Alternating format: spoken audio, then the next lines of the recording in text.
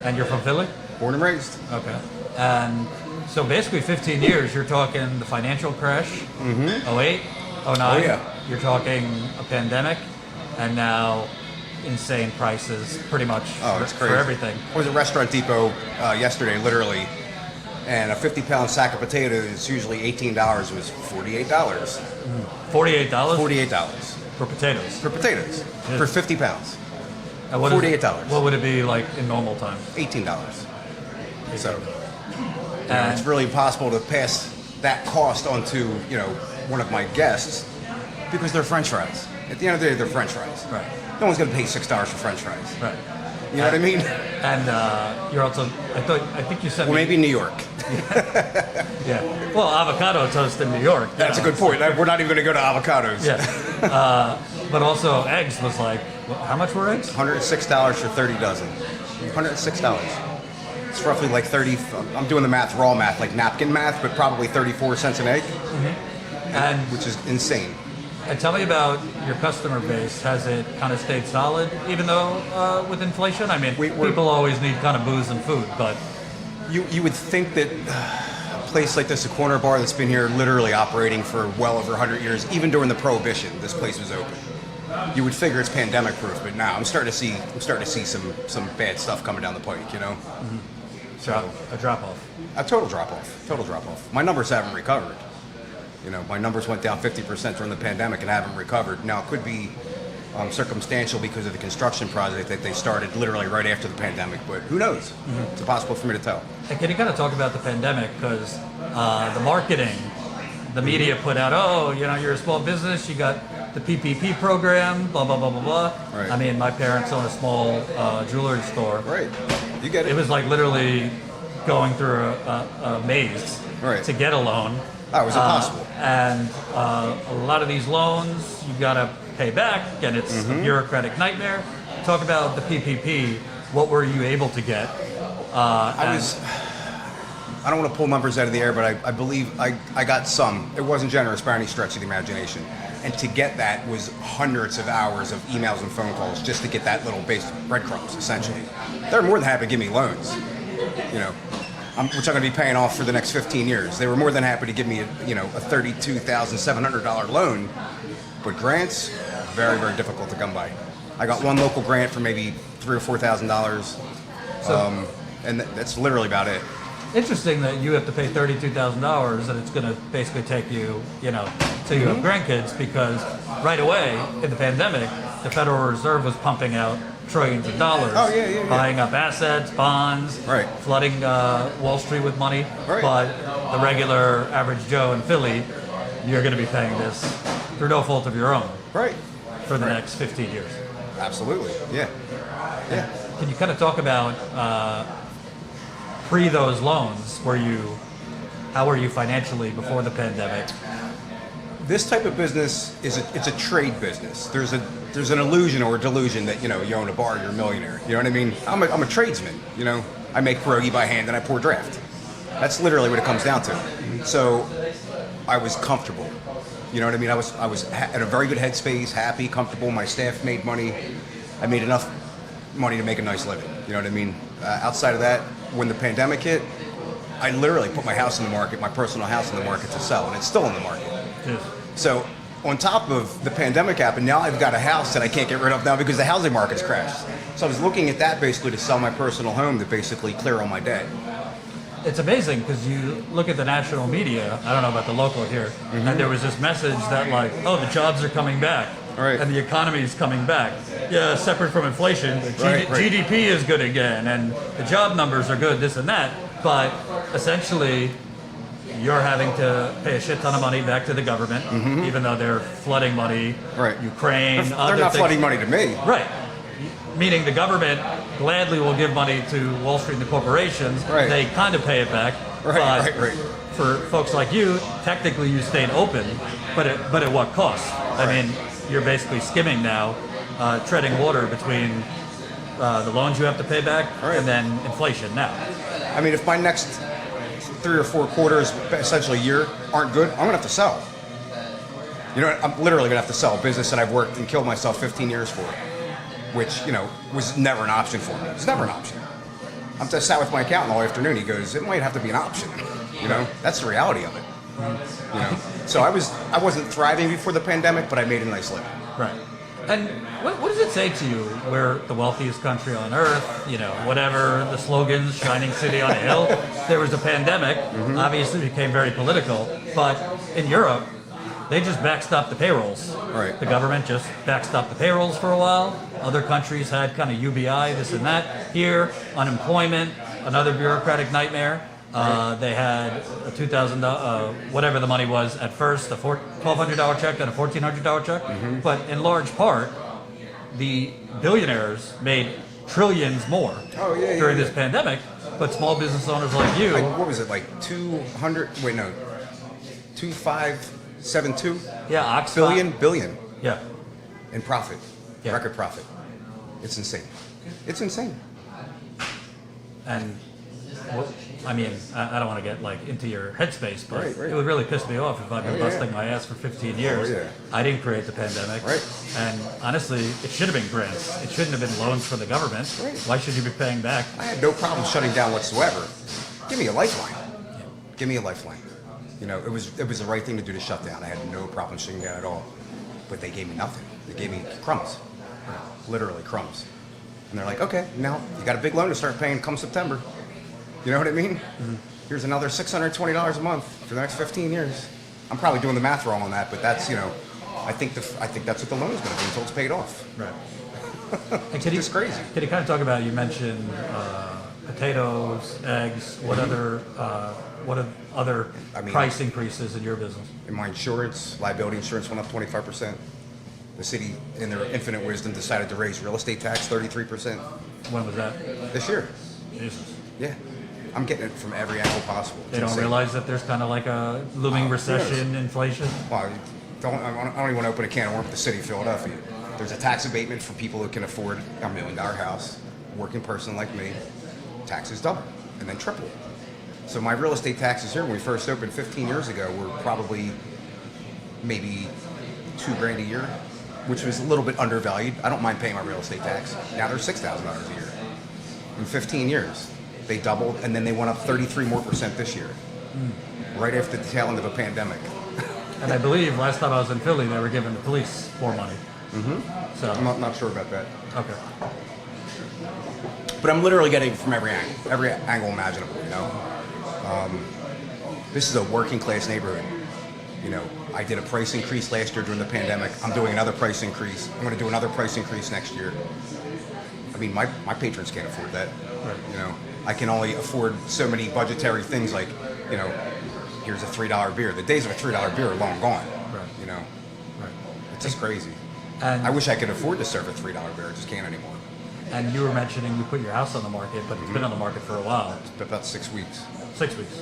Okay. Because housing in, No shit. in Philadelphia is out of control. The prices. The prices have gone up. It's crazy. Now the house that I bought when I was 21 years old, almost 30 years ago. You know, in a developing neighborhood that was industrial post World War II. Nobody wanted to live there. It was an artist community. You know, it was a punk rock house I lived in. You know, it's still here. It's not here anymore, but it's still in my heart. So I bought a punk rock house. We'd do shows in the basement. You know, life was good. You know, there was 5 of us living there, splitting the mortgage at the time, which was $525 a month. The real estate tax was that much a year.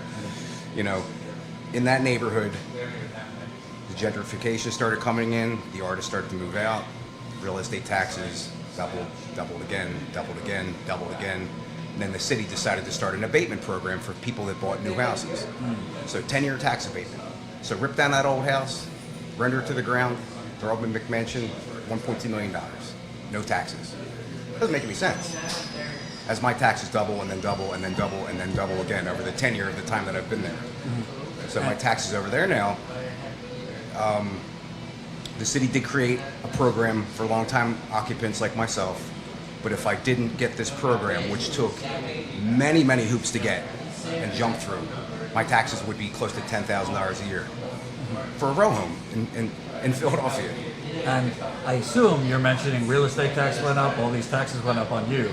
I'm assuming the city didn't raise taxes on corporations, wealthy folk. I don't think Comcast has paid taxes in 100 years. I'm kidding. I'm joking. Being facetious. You might be right. Yeah. I don't even think the entity's been around for more than 50. What is it? SpectraCore, I think, was Comcast originally. But yeah. So I don't know how far down the rabbit hole you want to go.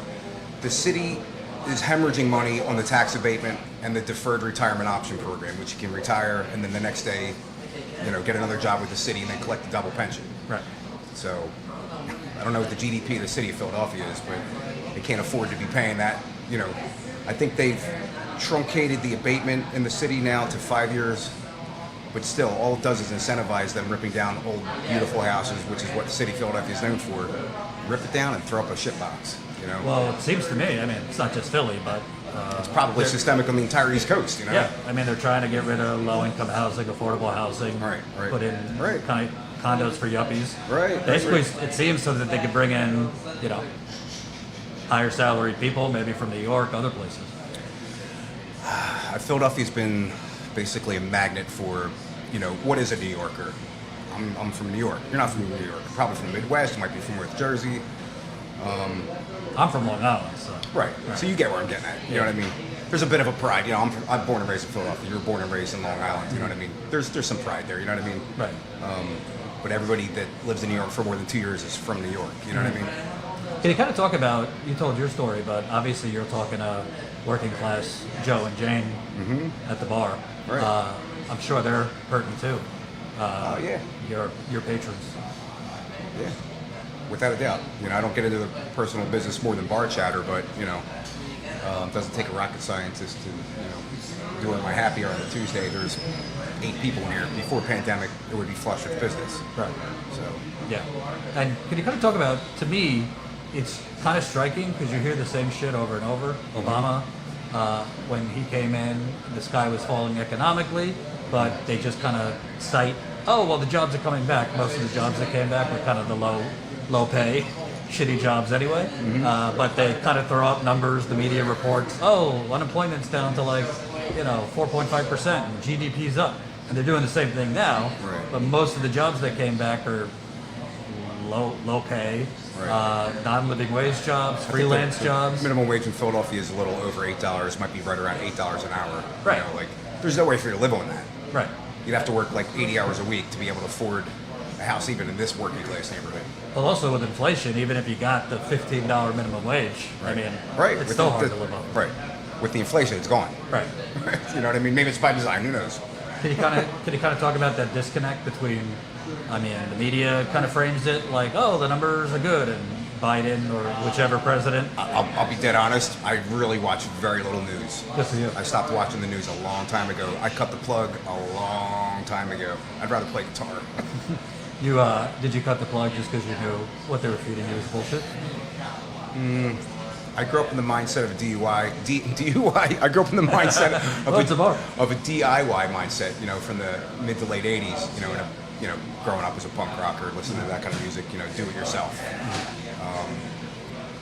The magazines, music I was reading, and respectively listening to at the time. I probably psychologically cut the cord a long time ago. You know what I mean? So I've always taken the news for what it is with a grain of salt. Yep. I just choose not to turn it on anymore. And talk about, you were speaking with your accountant, that if something doesn't turn around, you might have to kind of close the lights. That's got to be scary if this has been the last 15 years of your life. I'll work myself to death to keep the place open. You know what I mean? I'll do whatever it takes. I'm not shutting. I'll work it by myself. I'll cook and bartend at the same time. You know what I mean? The staff that I have working for me are amazing. They get it. They're making half the money that they were making before the pandemic. And they're loyal. So I keep the lights on for that. Can you kind of talk about the Philly, this area? You're talking about blue collar, working class. Yeah. Obviously, Philly, it's got that image like Rocky and this and that, but it's got to be difficult both for you, people here, when you're just continually being battered every decade. The last decade, you're talking 3 cycles: financial crash, a pandemic, right. Now inflation. It's got to be kind of difficult to continue taking that. I got through we opened in August of 2007. by the grace of God, the Phillies were in the World Series, or ramping up to be in the World Series, if not that year, and the next year, and the following year. That's what kept me open. Those games kept me open. You know, literally, like everybody had baseball fever. So if that circumstantial thing had not have happened, I wouldn't have made it through that. Yeah. There's no way. But I did. I made it through it. So, you know, I got grit. There's only so much grit and so far can stretch. You know what I mean? Yeah. Nobody could have foresaw the pandemic coming. Everybody saves for a rainy day. He's got a little nest egg saved up. That was going in 6 months, man. That was going in 6 months. You know, we were shuttered probably if there was 12 months in a year during the pandemic. The hours were so truncated by the city and state, federally. It was like, I don't know, on any given week, you're closed, you're open, you're closed, you're open. It's not good for business, clearly, you know what I mean? Right. But my full-time job literally became like grant writing and learning how to grant write and being on the internet, finding grants, having friends send me links to grants. Literally 40, 50 hours a week. That's what my job became. Right. You know, to the point of like, am I going insane filling out all these grants? Because I'm filling them all out and I'm not getting any money back. Right. And you said you ended up getting one for A chicken feed. It was nonsense. And you know, it doesn't even make sense also because the amount of money that they're basically strangling people like you to pay back the government over 15 years. So that means you're spending less money in the economy anyway. Right. Because you have to spend however much money a month back to the government. Right. So it's weakening the economy. In the long term, you're probably right. You know, it's just it's crazy. Yeah. It's crazy. You know, just trying to find some optimism, trying to find the light at the end of the tunnel, man. It's just more and more difficult every day. And can you talk about adding insult to injury? The city's been doing construction out here. Yeah, the city started a municipal project literally right on my side, adjacent street, which I have a cafe city license. So the entire side of my building was basically tables for people for outside. Yeah. So during the pandemic, it was great. People were able to, you know, sit outside 6 feet apart. And then when the pandemic stopped, people were more than happy to come inside, you know, and we socially distanced for a lot longer than most places did. And then the second that the ban was lifted entirely, the city put all the workers back to work. And their first big project was ripping up my side street. And that's been since February. And they haven't compensated? February, March, April, May, June, July. I've come in 6 months into this project. Have they compensated you if you're... Listen, I shook the tree for grants. Many phone calls, many emails, nothing. I got a phone call from somebody that worked for the city. I called so many people and shook so many trees, I don't even know who I talked to anymore. I got a phone call yesterday from somebody from the city. We're still working on a grant for you. I was like, by the time this grant might come through, there's a high likelihood I might be fucking closed. Let me ask you. You know, I'm trying not to curse, you know, and no, let it out. You know.